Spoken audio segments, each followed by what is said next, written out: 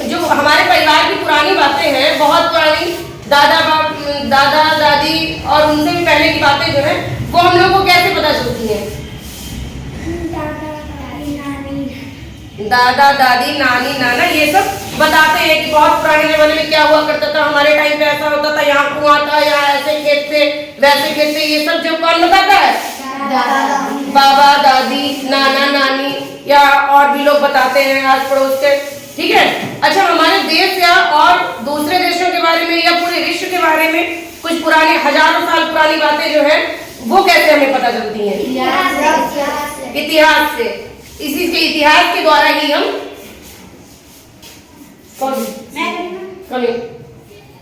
इतिहास के द्वारा हम ये जानते हैं कि हमारे देश में हजारों साल पहले या दूसरे देशों में हजारों साल पहले क्या हुआ था। इतिहास में कुछ साक्ष्य ऐसे मिलते हैं जिनके आधार पे हम लोग पुरानी बातों को जानते हैं। हजारों साल लाखों साल पुरानी बातें जो है वो हमें इतिहास से पता चलती हैं। अब इतिहास क्या है? जैसे पुराने आपने देखा होगा बहुत सारे पुराने मंदिर हैं, कुछ दीवारें हैं या कुछ घूमने की ऐसी जगह है, हिस्टोरिकल प्लेसेस हैं या मंदिर है जो लोगों ने निर्मित कराए थे अपने टाइम पे, और फिर उनके बारे में लोगों ने उनकी खोज की और फिर उनके बारे में लिखा और फिर उससे हमें पता चला। तो उन इमारतों और मंदिरों को क्या कहते हैं? पुरातत्व। उन अवशेषों के बारे में जो जानकारी हम इकट्ठी करते हैं उसको क्या कहते हैं? पुरातत्व। और उन चीजों की जो जानकारी इकट्ठी करते हैं उन लोगों को कहते हैं पुरातत्ववेत्ता। क्या कहते हैं उनको? पुरातत्ववेत्ता। हाँ, तो एक युग ऐसा था कि जब लोग न लिख पाते थे न पढ़ पाते थे, तब मतलब पढ़ाई का आविष्कार नहीं हुआ था, कोई पढ़ नहीं पाता था। तो उस जमाने की बातें हम लोगों को कैसे पता है? आज कैसे पढ़ते हैं इसमें बुक्स में? वो इस तरह से पढ़ते हैं कि जैसे उन लोगों ने जो अपने बर्तन छोड़े या दीवारें या कुछ औजार वगैरह छोड़े, तो उनसे जो है हम ये जान पाए कि उनकी क्या संस्कृति थी, वो क्या यूज करते थे, क्या उनका इतिहास था, मतलब वो क्या कैसे, मतलब उस टाइम के लोग कैसे थे, उनके बारे में हम लोग जान पाते हैं। उनके द्वारा छोड़ी हुई चीजों से, अवशेषों से, जो उनके अवशेष मिले हैं उनसे हम लोग ये जान पाते हैं कि हजारों साल पुराने टाइम पर पहले क्या होता था। अतीत होता, अतीत कहते हैं पुराने समय को। तो अतीत को इतिहासकारों ने तीन भागों में बांटा है। जैसे नंबर 1 जो है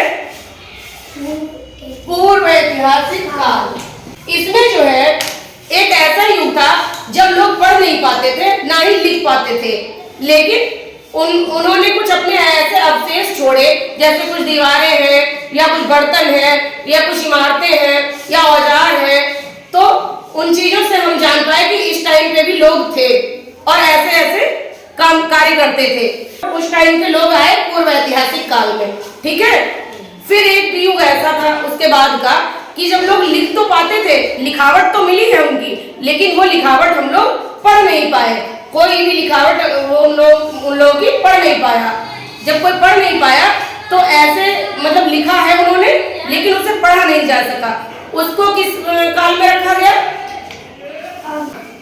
आद्य ऐतिहासिक काल में रखा गया उसको। आद्य ऐतिहासिक काल। फिर आया तीसरा भाग।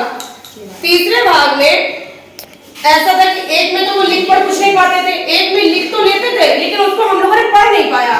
फिर उसके बाद का युग ऐसा आया और हम लोगों ने पढ़ भी पाया। चाहे उन्होंने मान लो हिंदी में लिखा, संस्कृत में लिखा, उर्दू में लिखा, बहुत से इमारतों पे लिखा रहता है या शिलालेख होते हैं, मतलब पत्थरों पे लिखा रहता है, या पत्थर की दीवारें बनी है या पत्थरों पे मतलब इमारतों पे कुछ लिखा है, मंदिरों पे कुछ लिखा है। तब वो उसको मतलब उन्होंने लिखा भी और हम लोगों ने उसे पढ़ भी लिया। और वो किस काल में आया? ऐतिहासिक काल। उसे वो आया ऐतिहासिक काल में। ऐतिहासिक काल में। तो पुरातत्ववेत्ताओं ने अतीत को कितने भागों में बांटा? 3 भागों में। कौन कौन से? पूर्व ऐतिहासिक काल, आद्य ऐतिहासिक काल और ऐतिहासिक काल। ठीक है। अच्छा, जब लोगों ने लिखना शुरू किया तो सबसे पहले उन्होंने किस चीज पे लिखना शुरू किया? भाई कागज तो था नहीं, तब कागज का आविष्कार हुआ नहीं था।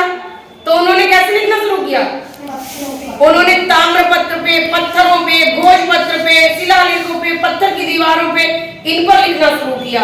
और लिखा कैसे, मान लो किसी शुरू में लिखावट ये तो सब जानते नहीं थे, तो उन्होंने चित्रों के माध्यम से दीवारों पे, मान लो उन्होंने कच्ची दीवार बनाई और उस पे ऐसे ऐसे कुछ बना दिया, चित्र बना दिए, अपने आप पशुओं के चित्र बना दिए या किसी और चीजों के चित्र बना दिए।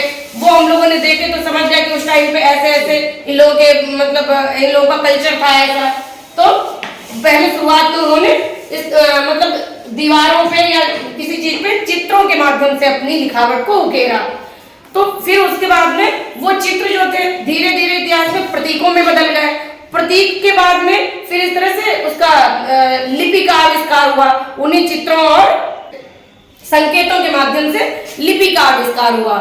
आप लोग ये जो पढ़ते हैं किताबों में, ये कौन सी लिपि है पता है आपको? नहीं पता। इसको देवनागरी लिपि कहते हैं। क्या कहते हैं? देवनागरी। देवनागरी लिपि। कौन सी लिपि पढ़ते हैं? देवनागरी लिपि।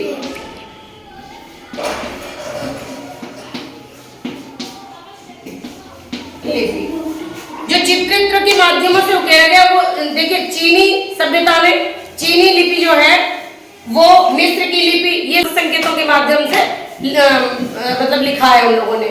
ठीक है, इसके आगे अब देखते हैं इतिहास जानने के स्रोत।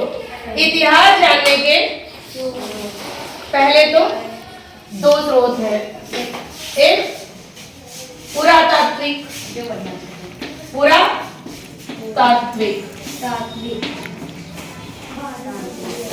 पुरातात्विक, दूसरा है साहित्यिक।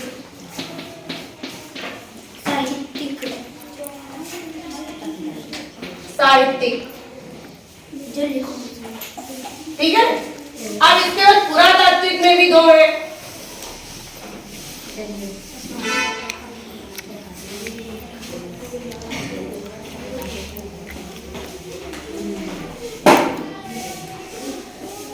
एक है अभिलेख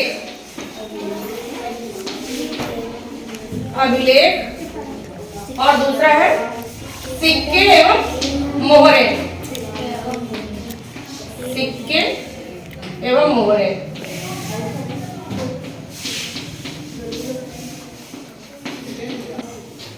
साहित्यिक में तीन है, धार्मिक,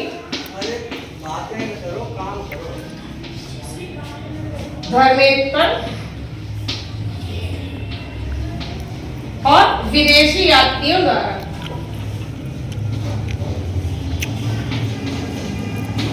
विदेशी यात्रियों द्वारा। ठीक है, अब इसको समझते हैं कि ये क्या है। देखो इतिहास बता ही चुके हैं कि क्या होता है, उसके बाद में इसको जानते कैसे, स्रोत माने साधन। ठीक है, इसको कैसे जानते हैं? एक तो है पुरातात्विक साधन, पुरातात्विक स्रोत, फिर दूसरा है साहित्यिक स्रोत। पुरातात्विक स्रोत में एक तो आता है अभिलेख। अभिलेख क्या है? जैसे अशोक द्वारा अभिलेख जो लिखवाए गए थे वो लुम्बिनी यानी नेपाल के लुम्बिनी नामक जगह से अभिलेख मिले हैं। उनके द्वारा जो अभिलेख थे वो पत्थर पर लिखवाए गए थे और वो बहुत सहायता करते हैं हमारे इतिहास को जानने में। ठीक है, तो मतलब उसमें एक जगह ये भी आया है वर्णन कि उसमें लिखा हुआ पाया गया कि लुम्बिनी की उपज का 8वां भाग जो है वो कर के रूप में लिया जाएगा। ठीक है, इसी तरह से बहुत सी बातें लिखी हुई हैं, तो वो इतिहास को जानने में बहुत सहायक है। फिर दूसरा है सिक्के एवं मोहरे।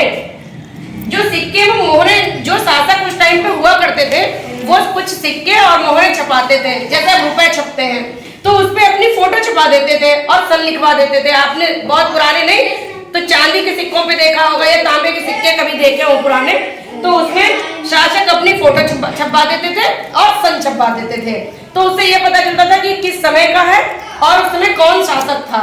ठीक है, और उसके जो सिक्के और मोहर की जो धातुएं होती थी उससे धातु से ये पता चलता था कि उस टाइम की आर्थिक स्थिति क्या थी, किस धातु के बने हुए सिक्के हैं, और उसकी जो बनावट होती थी उससे ये पता चलता था कि उस टाइम पे कला संरचना कैसी थी। ठीक है, दूसरा मोहरे, जैसे हड़प्पा सभ्यता की जो मोहरे थी वो मेसोपोटामिया में मिली, तो इससे ये पता चलता है कि हड़प्पा के सभ्यता की जो व्यापार था हड़प्पा का वो इराक से यानी मेसोपोटामिया से भी चलता था। ठीक है।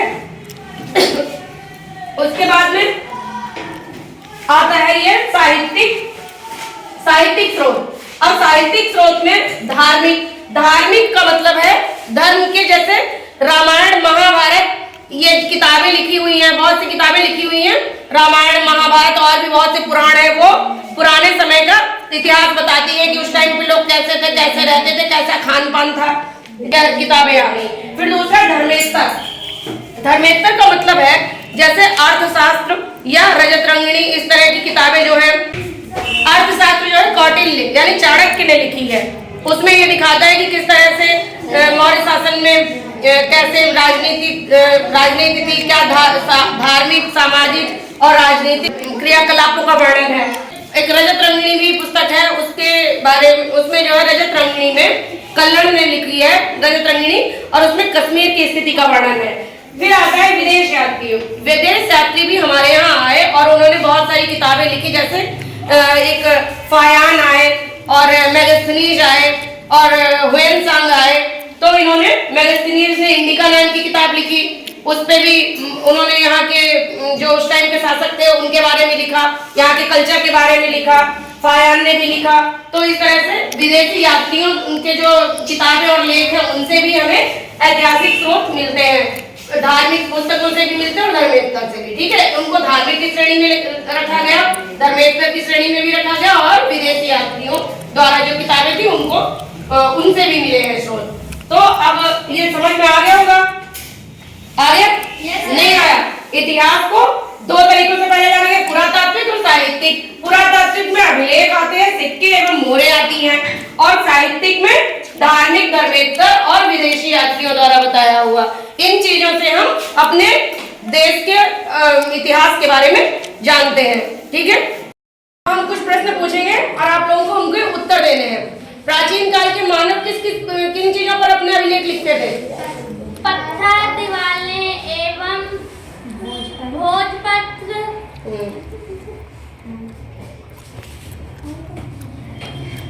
और ताम्रपत्र, भोजपत्र, पत्थर, शिलालेख।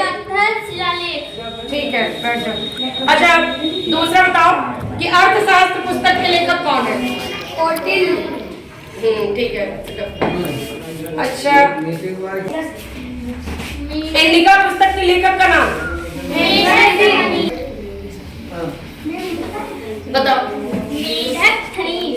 मेगस्थनीज। इतिहास जानने के पुरातात्विक स्रोतों के नाम बताओ। अभिलेख, सिक्के एवं मोहरें। ठीक है, और साहित्यिक स्रोत के बारे में बताओ कोई। साहित्यिक स्रोत के नाम कौन बताएगा? अब यह आप लोगों को ये वर्क करना है। वर्तमान में प्रचलित सिक्कों की चित्र बनाइए और उनकी विशेषताएं भी लिखिए। जो इस टाइम पे सिक्के चल रहे हैं, जो आप लोग देखते होंगे सिक्के, इनके चित्र बनाने हैं और क्या करना, इनकी विशेषताएं भी लिखना है। ठीक है, कि ये कब सिक्का बनाया गया है, इस पे क्या बना है, क्यों बना है। दूसरी चीज, आपके गाँव की कौन कौन सी वस्तुएं प्रसिद्ध है। ठीक है, यहाँ के निवासियों का मुख्य व्यवसाय क्या है, क्या काम करते हैं आपके गांव के लोग। ठीक है, हो जाएगा? ठीक है, इतना काम आपको होमवर्क में करना है।